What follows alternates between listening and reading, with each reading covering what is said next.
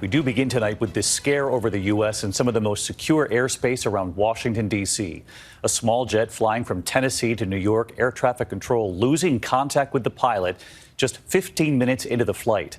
But that Cessna was in the air for another hour and a half before F-16s were actually scrambled to intercept it. The pilot reportedly seen slumped over. 6 F-16s ordered to take off from 3 different bases at supersonic speeds to catch up with that small jet.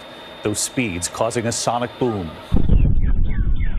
You could hear it across the region. It was captured on surveillance cameras in neighborhoods. Thousands were alarmed by this. The F-16 pilots trying to get the Cessna pilot's attention. They stayed with that jet until the Cessna slammed into the Virginia mountainside. All 4 on board were killed. Tonight here, one of the leading theories, what happened to that pilot and why did it take so long for F-16s to be scrambled? ABC's Martha Raddatz leading us off tonight. Tonight, urgent new questions in the investigation into this deadly plane crash in Virginia, causing chaos in the nation's capital and fighter jets to be deployed. A small Cessna jet slamming into this rugged mountainside after the pilot passed out, all 4 on board killed. It was just an hour before the crash, a thunderous roar in and around Washington, D.C., rocking homes, terrifying residents. We thought it was probably an earthquake. Authorities tonight saying that sound, a sonic boom from one of the 6 F-16 fighter jets, breaking the sound barrier after rocketing to supersonic speeds to catch the small plane. That Cessna jet taking off from Tennessee at around 1:15 Sunday afternoon, heading to an airport on New York's Long Island. But less than 15 minutes after takeoff, the FAA saying the pilot was no longer responding to air traffic controllers' instructions. 8 minutes later, the FAA alerting NORAD and other Homeland Security officials.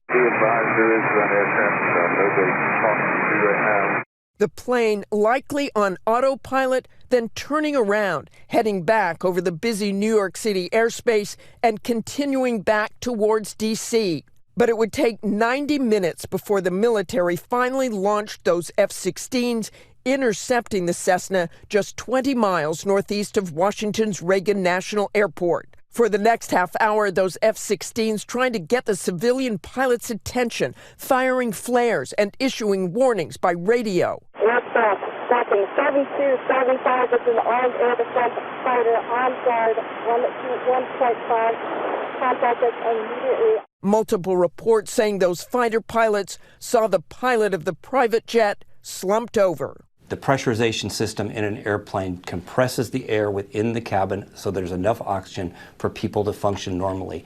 If the pressurization fails, then there's not enough oxygen in the cabin, people get hypoxia, they lose consciousness, and sometimes die. Tonight, family members mourning the lives lost, in addition to the pilot, Adina Azarian, a prominent New York City real estate agent, her 2-year-old daughter Aria, and her nanny.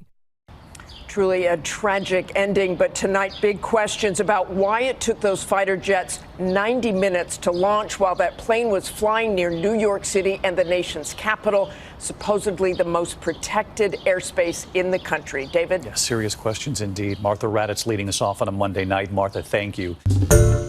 Hi, everyone. George Stephanopoulos here. Thanks for checking out the ABC News YouTube channel. If you'd like to get more videos, show highlights, and watch live event coverage, click on the right over here to subscribe to our channel. And don't forget to download the ABC News app for breaking news alerts. Thanks for watching.